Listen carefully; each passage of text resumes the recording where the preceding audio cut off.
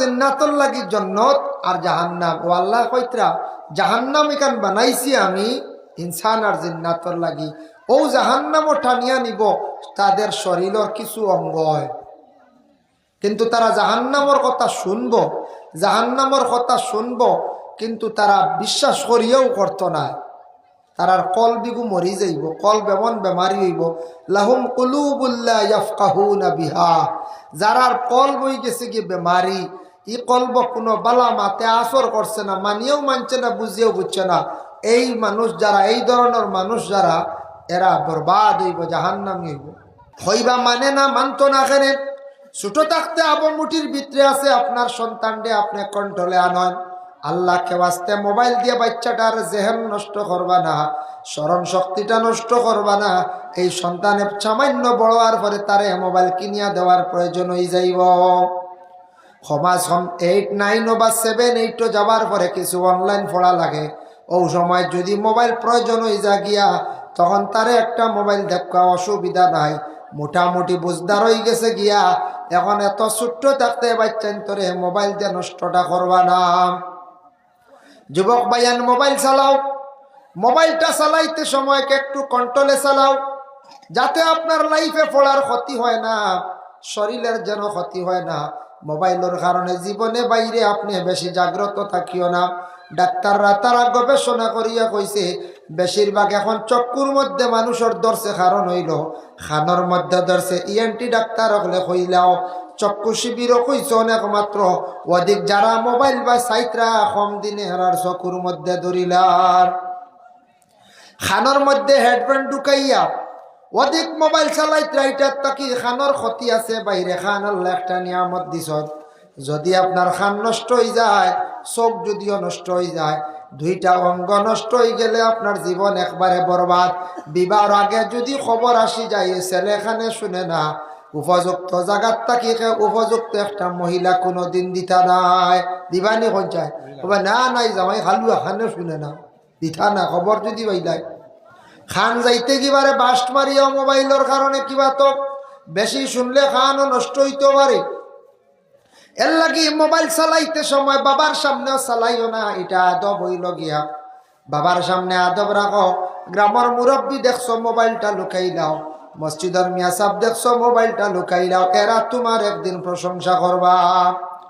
হইবারে ভাই ছেলেটা বড় বালা, আমরার সামনে মোবাইল দেখায় না, আমরার সামনে মোবাইল চালায় না।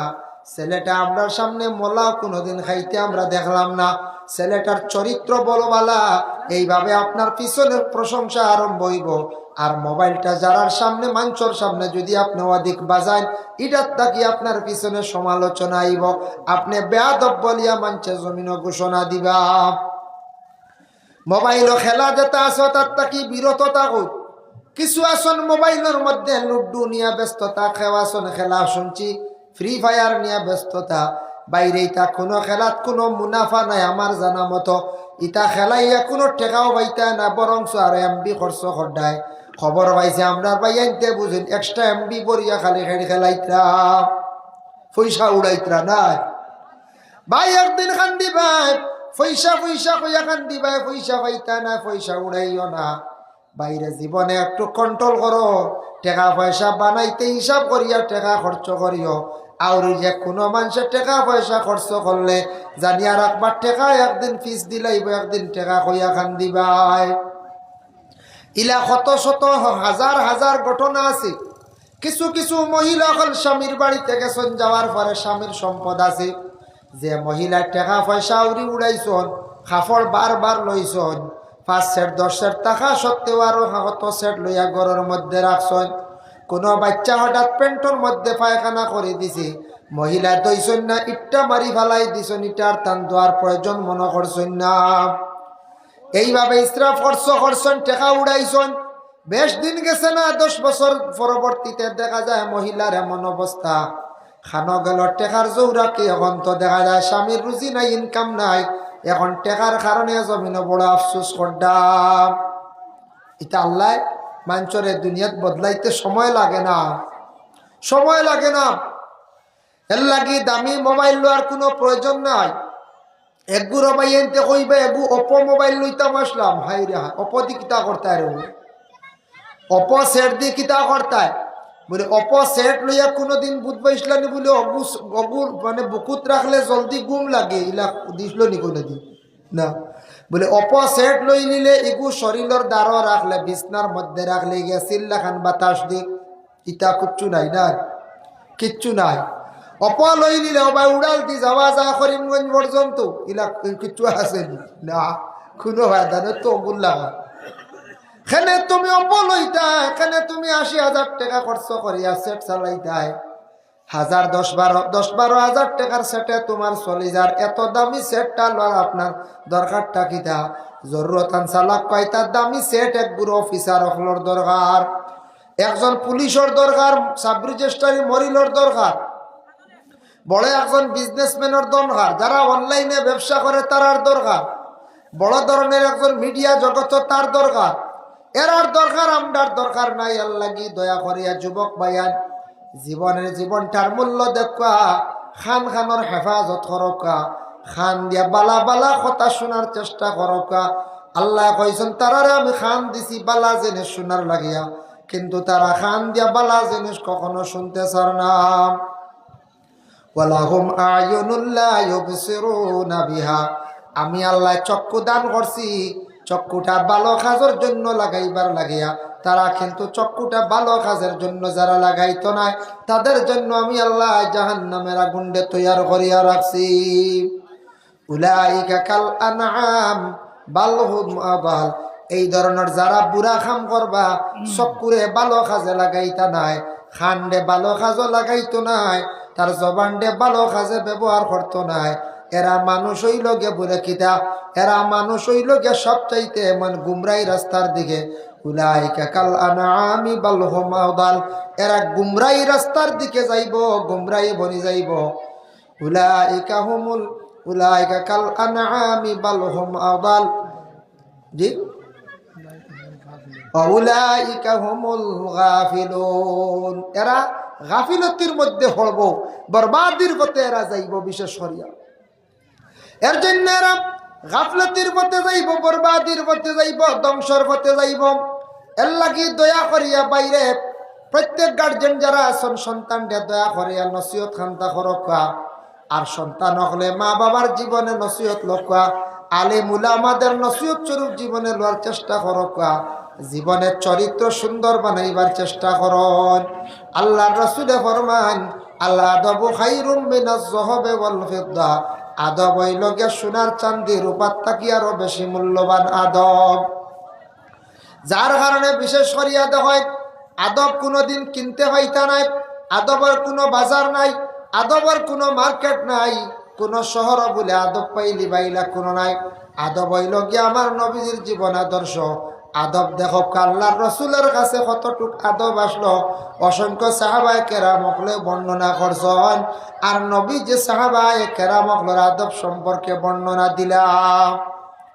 এর লাগি বাবা খাওয়ার মধ্যে আদব আছে, ঘুমানির মধ্যে আদব আছে, চলার মধ্যে আদব আছে। বাইরে দয়া করিয়া জীবনে আদব রক্ষা করিয়া জমিন চলক, আল্লাহ আপনার আমার সম্মান মর্যাদা জমিন বাড়াইয়া দিবা, জমিন সম্মান মর্যাদা আল্লাহ জমিন বাড়াইবা। লুকমান হাকিমে তান ছেলেরে নসিহত করছেন, ইয়া বুনাইয়া আকিমিস সালাতা ওয়া'মুর বিল মা'রুফি ওয়ানহা আনিল মুনকার, ও আমার বেটা তুমি নামাজ কায়েম করো, মানুষরে ভালো রাস্তার দিকে আদেশ করবাই, আর খারাপ রাস্তার থাকি মানুষের তুমি বাধা দিবাই, খারাপ রাস্তার থাকি বিরত রাখবা। এর জন্য প্রত্যেক গার্জেন বাড়িয়ে করে যারা আছেন প্রত্যেকের সন্তান অগলরে নমাজের জন্য আদেশ করকা। আপনার উপরে দায়িত্ব হইল আপনি গার্জেন, যদি জীবনে আপনার আওলাদ অগলরে যদি নমাজের কথা কইনা, আপনি কিয়ামতের দিন গিয়া জবাবদিহি হইবা। নমাজের লাগি আদেশ করতাম, আগে নিজে গার্জেন সচেতন হইতা, গার্জেনটাকে নমাজি হইতা। মা বাবা, মা হলে অবশ্যই নমাজ পড়েন, বাবা হলে কিছু নমাজের মধ্যে গাফলতি করেন। তালাশ করিয়া দেখবা 195 জন মহিলা নমাজ পড়েন, বা নিচে 90 জন, একটা কি কম নাই। আর এর থাকি বেশিও নেই আমরার ধারণা মহিলা হলে বেশিরভাগ নফল নমাজও পড়য়, মহিলা হলে বেশিরভাগ নফল টুসাও রাখয়, ফরজ নমাজও পড়েন। কিন্তু আমরা পুরুষ লোক যারা আছি প্রায় 50% আমরা নমাজ পড়তে গাফলতি করিয়ার। কোন গ্রাম ভাইবা 70% নমাজ নাই। কোন এক পরিবার ইলা ভাইতাবার আস্থা পরিবার নমাজ বিলকুল নাই। যে বাড়ির যে পরিবার নমাজ নাই দেখার পরে আলাদা প্রমাণ মিলি যায়। এই বাড়ির মধ্যে গিয়া দেখবা আউটা বেড়া পাইতা না, কারণ নমাজ না থাকলে তারা পর্দা কিতা জিনিস বুঝতো নাই। নমাজি মানছে পর্দা বুঝবো, বিবিরে পর্দার হালতে রাখবো, তার মধ্যে দিনদারি থাকবো। যে বাড়ির মধ্যে দেখবা নমাজ নাই, এই বাড়ির পসরা বালি গান দেখবা তেমন পরিষ্কার নাই। আউরি গুয়ারার তলে গাছর তলে ভাতর দুগু দেখবা বসাইয়া তোয়াব। যদি হক্কা দি পারছি না, আপনার আমার বাঁশ দিও বালা সুন্দর করি ফসরা বালে হাত বানাইয়া রাখতাম, গান পরিষ্কার হইতো। কারণ নমাজ পড়লে নমাজের আগে পবিত্রতার অর্জন করার দরকার আছে, পবিত্রতা অর্জন করার প্রয়োজন। এর লাগি বাড়ির মধ্যে নমাজ থাকলে এই বাড়ির মানুষ সকালবেলা ঘুম থাকি উঠিবা, বাচ্চাই ন ঘুম থাকি উঠিবা। যে বাড়ির গার্জেন টকলে নমাজ পড়িতা না, এই বাড়ির সকাল 6-7টা পর্যন্ত দরজা বন্ধ দেখবাই। বাচ্চাই ন জুড়ি মারি ঘুমাইবা, ঘুম থাকি দেরি করিয়া উঠিবা। জানিয়া রাখবা এই বাড়ি ঘরের মধ্যে আল্লাহর রহমত আর বরকত নাজিল হয় না। যে বাড়ির মধ্যে নমাজ বিলকুল নাই, ফজর রক্ত সকালবেলা উঠেন না, রুজি রোজগার করবা বাইরে, জিন্দগির মধ্যে রুজি দিয়ে আগ বাড়িতে পারতা নাই, রুজির মধ্যে কোনো ধরনের বরকত পাইতা নাই। এর জন্য বিশেষ করিয়া ইয়া বুনাইয়া আকিমিস সালাহ, প্রত্যেক আওলাদ অকলরে মা বাবায় নমাজের জন্য আদেশ করকা। ওয়ামুর বিল মারুফ, ভালো রাস্তার দিকে আদেশ মানুষরে করতা। ভালো রাস্তা কিতা? দিনের কাম হইলইতা ভালো কাম, মসজিদের দিকে আগ বাড়ানি, মাদ্রাসার দিকে সাহায্য করা, কোনো দোয়ার মহফিল যাও রে বা, কোনো রাস্তার কাজ লাগছে 10 জনী কাজ, এটাও কিন্তু ভালো কাজ।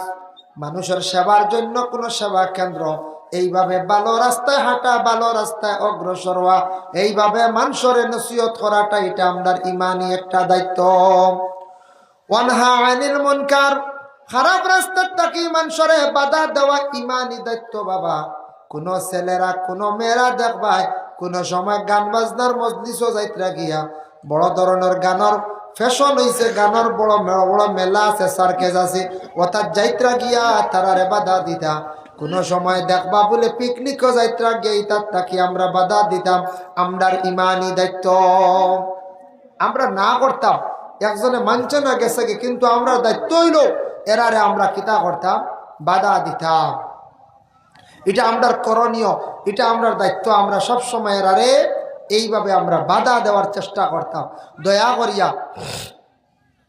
ভাই মুসলমানের লাগি ওয়াসবির আলা মা আসাবাক, সবর কথা কইছেন।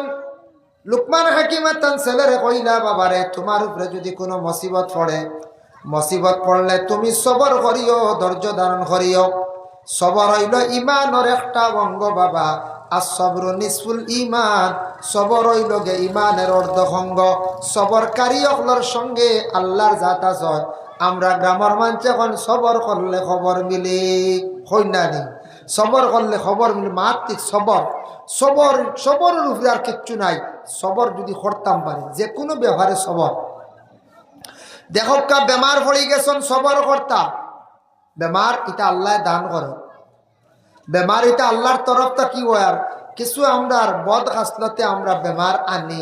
এখন দেখো অ্যাক্সিডেন্ট করলাম নিজে নিজে বাইক চালাইয়া, এটা খালি কোনো আল্লাহ কইসনি বলে অ্যাক্সিডেন্ট কর, আল্লাহর হুকুম হয়েছে ঠিক আছে, কিন্তু আল্লাহ তো অ্যাক্সিডেন্ট করাইছেন এখান হইতে পারতাম না, যেন কইবা ইমান নষ্ট হইব। গাছটা কি ডাল ভাঙ্গিয়া পড়ে গেছ আর হইতে পারতাম না বলে এখান আল্লাহ ভাঙ্গি আমার ভালাইন আইসন দেওয়া। আপনি হুশ করলেন, এখন ছোট গাছের ডালও উঠিয়ে আপনি সেদাইলে হামাইবুন, ডাল নরম। বাইকে কান চালাইতে সময় তো একটু কন্ট্রোলে চালাইতে লাগবো।